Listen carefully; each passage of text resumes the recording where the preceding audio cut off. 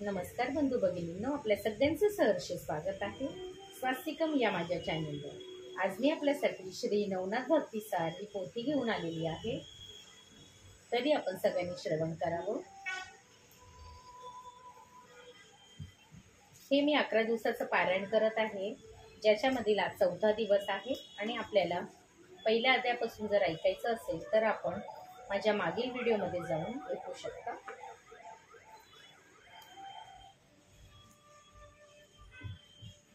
श्री नवनाथ चरणी एकच प्रार्थना, तुमची महिमा सगळ्यांपर्यंत नक्कीच पोहोचू दे आणि त्यांच्या आयुष्यामध्ये सुख समृद्धी आरोग्य ऐश्वर्य आणि त्यांच्या मनातील सगळ्या इच्छा पूर्ण होते, हीच नवनाथ चरणी प्रार्थना।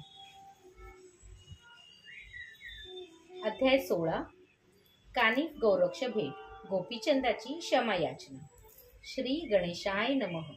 कानिफांच्या परतीचा दिवस निकट येऊ लागला तेव्हा मच्छिंद्रांच्या मनात पुढे यांची व गोरक्षांची गाठभेट झालीच तर गोरक्ष येथे येऊन आपल्याला घेऊन जातील आणि तसे झाल्यास आपल्याला येथील सर्व सुखांना मुकावे लागेल, अशी एक वेगळीच हुरहुर निर्माण झाली। त्यावर उपाय म्हणून कानिफ व त्यांच्या शिष्यांना स्त्रीराज्याबाहेर जाऊच द्यायचे नाही असे त्यांनी ठरविले। मग त्यांनी कानिफांना अनेक प्रकारे मोह घातले। अप्सरांनाही लाजवतील अशा स्त्रिया, सुंदर स्त्रिया त्यांच्याकडे व त्यांच्या शिष्यांकडे पाठवल्या, पण त्यांच्यापैकी कोणीही त्या ललनांना दाद लागू दिली नाही। त्यामुळे त्यांचा निरुपाय झाला। त्यांनी मोठ्या सन्मानाने त्यांना निरोप दिला। स्त्रीराज्यातून निघालेले कानिफ पुढे गौडबंगलात गेले।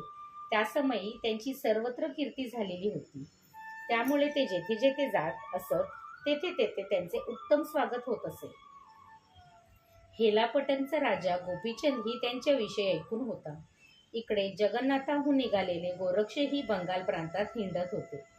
त्या प्रवासात एके दिवशी त्यांची व कानिफांची एका अरण्यात योगायोगाने गाठभेट झाली। एकमेकांना भेटून त्यांना खूप आनंद झाला। तेव्हा कानिफांच्या मनात गोरक्षांना कोणत्या विद्या अवगत आहेत हे जाणून घेण्याची इच्छा उत्पन्न झाली। म्हणून ते म्हणाले, गोरक्षनाथजी, येथील आम्रवृक्षांवर चांगली पिकलेली फळे आहेत, मी शिष्याला पाठवून काही आंबे आणवतो। त्यावर ते म्हणाले, त्यांना कशाला त्रास देता, तुम्ही गुरुविद्येच्या बळावर ती फळे येथेच आणा।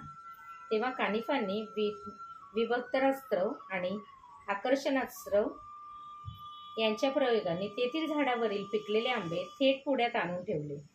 उपस्थित सर्वांनी त्या फळांवर यथेच्छ ताव मारला। मग गोरक्षांनीही दूरच्या वनातील नानाविध स्वादिष्ट फळे त्या ठिकाणी आणून कानिफांना आपल्या किमया दाखवली। सर्व मंडळी फळे खाऊन तृप्त झाल्यानंतर ते म्हणाले, कानिफनाथजी, या फळांची मजा घेऊन आपण मोठा पराक्रम केला आहे असे मला वाटत नाही। येथे साली, खोया, बिया पडल्या आहेत, त्यांची पुन्हा फळे बनवून पूर्वी होती तशी झाडांवर चिकटवली तरच काही पराक्रम केल्यासारखं वाटेल। यावर आपले काम मत आहे। कानिफ म्हणाले, ही अशक्य गोष्ट केवळ ब्रह्मदेवच करू शकतील आणि तुम्ही त्यांचे पुत्र असाल तरच तसे करून दाखवाल। तेव्हा ते उपहासात्मक भाषण ऐकून गोरक्ष म्हणाले, खऱ्या गुरुभक्तांना काहीही अशक्य नाही, कारण मनात आणले तर ते दुसरे ब्रह्मदेवही निर्माण करू शकतात। ती बढाई ऐकून कानिफ संतापून म्हणाले, नाथजी, तुम्ही गुरुभक्तीची वल्लंघना करू नका। मी तुम्हाला व तुमच्या गुरूंना चांगलाच ओळखतो, कारण तुम्ही इकडे हुशारक्या मारत हिंडत आहात आणि तिकडे तुमचे गुरु स्त्रीराज्यात रतिविलासात पाप वाढवत बसले आहेत। ते बोल गोरक्षांच्या जिव्हारी लागले। ते संतापून म्हणाले, दुसऱ्यांच्या गुरूंची मूर्खपणा निंदा करण्यापेक्षा जरा स्वतःच्या गुरूंची अवस्था बघा। 2-4 सिद्धींच्या जोरावर तुम्ही शिष्यांना तांडा फिरवत आहात आणि तिकडे तुमचे गुरु गेली 10 वर्षे घोड्यांच्या लिदीत कुजत आहेत। हेलापटनाच्या गोपीचंदाने त्यांना खड्ड्यात पुरले आहे।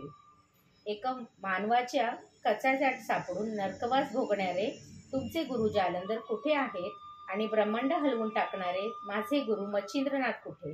त्यांच्या कृपेने मला जी विद्या प्राप्त झाली आहे तिचे प्रत्यंतर घ्याच, असे म्हणून त्यांनी संजीवनी मंत्राने ती सर्व फळे पूर्ववत करून झाडांना चिकटवली। तो अद्भुत प्रकार पाहून कानिफांनी निर्भिमान होऊन प्रेमभावाने त्यांना एकदम मिठी मारली आणि गुरूंच्या ठाव ठिकाणा दिल्याबद्दल त्यांना धन्यवाद दिला. तेव्हा गोरक्षांनी मोठ्या आपुलकीने त्यांच्या हात आपल्या हातात घेतले आणि मच्छिंद्रनाथाचे वर्तमान सांगितल्याबद्दल त्यांचे आभार मानले.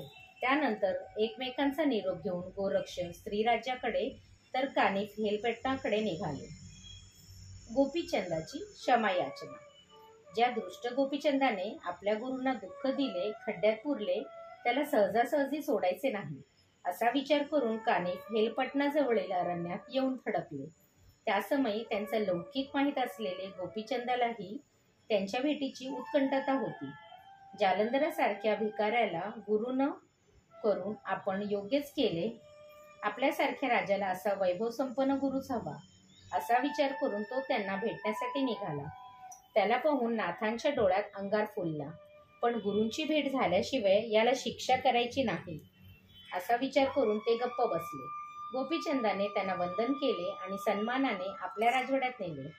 तेथे कानिफांचे उत्तम आदरातिथ्य करून त्यांची स्तुती केली आणि माझ्यावर अनुग्रह करा, मला आपला शिष्य करून घ्या अशी विनंती केली.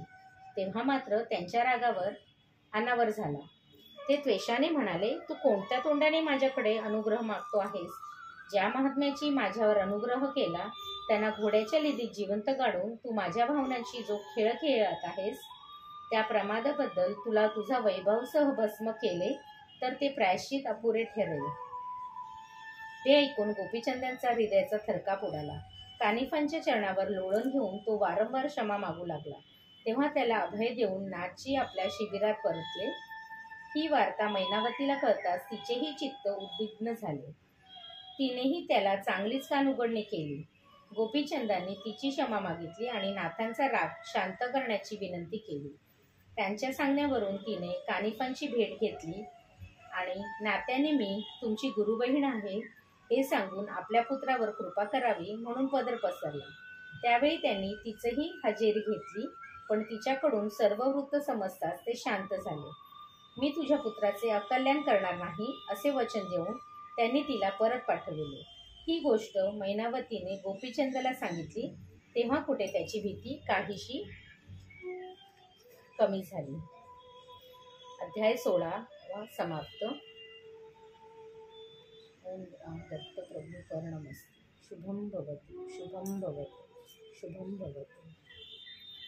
बंधू भगिनींनो, आपल्याला माझे व्हिडिओ जर खरंच आवडत असतील तर आपण माझ्या व्हिडिओला लाईक करा, माझ्या चॅनलला सबस्क्राईब करा आणि कमेंटमध्ये ओम राम दत्तात्रय किंवा ओम नवनाथाय नमो नमः लिहायला विसरू नका.